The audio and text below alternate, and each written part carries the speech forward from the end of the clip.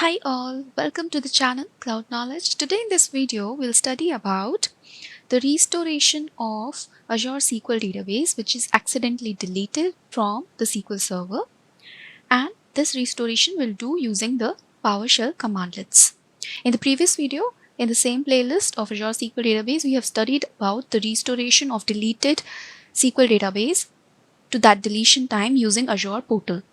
Now in this video, we'll study about the restoration done through the PowerShell commandlets, which we are going to execute here through the option called Cloud Shell. So here on the page in the portal, we can see the cksqldbserver, which is the SQL server, and we are under the section Settings SQL Databases section, which is having 3 databases. Okay, the database name is shown, then the status and the pricing tier. In this video, we are going to study the scenario of the deletion. So we are going to delete one of the database, let's say testdb for restoration we are going to delete, and then we are going to restore this DB using the PowerShell commandlets. I have already opened testdb for restoration in another page of the browser. Here's the page, the SQL database testdb for restoration, which is present inside the cksqldb server. Here we are in the query editor section, where we can see that there is one table inside this test database. This we are going to delete. Now how we are going to delete it is we'll go to the overview section, and here at the top we have this option called delete. So we'll click over it, delete, and we'll write the SQL database name, testdb for restoration. So we'll write the name of the SQL database and we'll click on delete. Successfully deleted database. Now if we click over this resource, it will not be found. Okay, it was not found, will be shown. Go back to the home. Now if we go to the cksqldb server, and here we won't be able to see that database testdb for restoration is deleted. Only 2 databases are now shown in this SQL server. Now comes the job of restoration. How we'll do it? We'll do it through the PowerShell commands. So in order to execute the PowerShell commands or the commandlets in Azure portal, we have this option at the top right side, Cloud Shell. We'll click over it.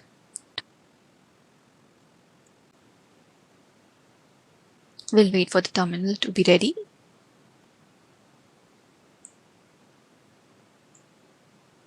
In the Cloud Shell, at the left side, Bash is selected. Click over this Bash. It will give us the option to select PowerShell. So we'll select PowerShell. It will prompt you whether you want to switch to PowerShell and Cloud Shell. So we'll confirm that yes, we want to execute PowerShell commands. That's why we want to switch here. And now we could see that the terminal is getting connected. And we are at the command line. Now we can execute the PowerShell commands. The commands which are to be executed are here pasted in the notepad. The first command is to get the Azure SQL database related details. Okay, so the commanded would be Get-AzSqlDatabase. Will mention the resource group name, server name, and the database name. The database lies inside this server and the resource group name. So we have deleted testdb for restoration. That's why that database name will write here.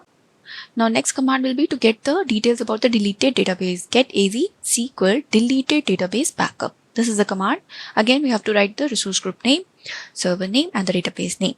Next comes to store the value which is coming from the above command into a variable. So we have created deleted database, where we are putting the output of the previous command, that is Get-AzSqlDeletedDatabaseBackup. Then comes the main command, which is the restoration command, where we are using Restore-AzSqlDatabase from DeletedDatabase.Backup, and then we have to add the different details or the parameters like the deletion date, which will be taken up from the previous command, resource group name, server name, target database name, resource ID, and addition.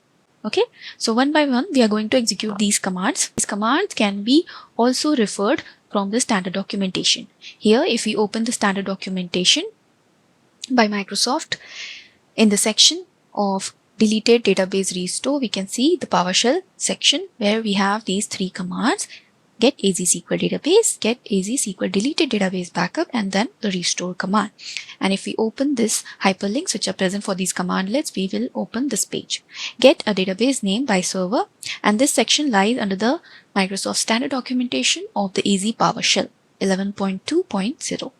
Okay, this is Get-AzSqlDatabase, where the details and the syntax are given for the PowerShell command. Next comes AzSqlDeletedDatabaseBackup, the same command. Then, and at last we have the command restore. Restore AzSqlDatabase, which is used to restore a SQL database.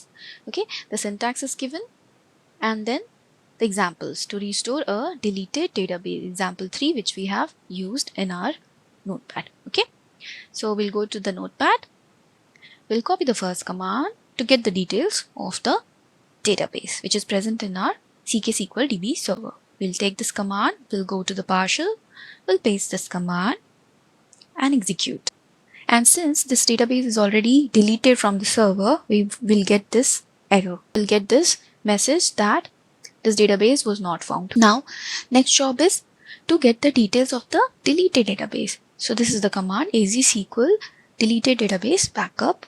Here we'll see the details of our deleted database. So we'll click enter and we could see the details. Yeah. The server name, database name, testdbforrestoration, its creation time and deletion time is shown. Creation date, deletion date. We have deleted it few minutes back. That's why it is showing the deletion date like this. Okay. We'll go back. Next is we'll store this into a variable. So we'll copy this and paste here in the PowerShell, execute it. So this is stored now, and here comes our restoration command or the final command, and we'll paste here. Okay, this looks fine. We'll press enter. Upon entering, we have got this error that the SKU defined is invalid. For this error, what we'll do is we'll remove the addition section. Okay, so we have removed addition, and in the details of the previous command we could see that the addition was general purpose, but it is not accepting it. So we'll leave it up to the resource ID and we'll click enter. Let's wait. This time it seems we do not have any error. It will take few minutes to restore the deleted database, which was testdbforrestoration with the new name RestoredDatabase. Okay, the new name of the database will be RestoredDatabase, which will be again visible to us here in this section of the cksqldb. Okay, let's wait for a few minutes and come back to see the result. The restoration is happening. In the meantime, we'll try to duplicate this tab of the server. So in the duplicated tab, we'll go to the server.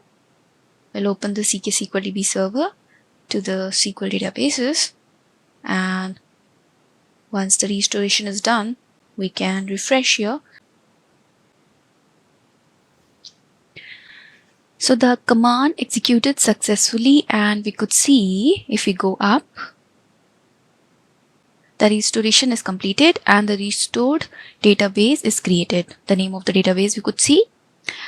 The creation date and time is shown. The status is online. Okay. This looks fine here. The details. If we go to the cksqldb server, we could see here the restored database created online. And if we click over this restored database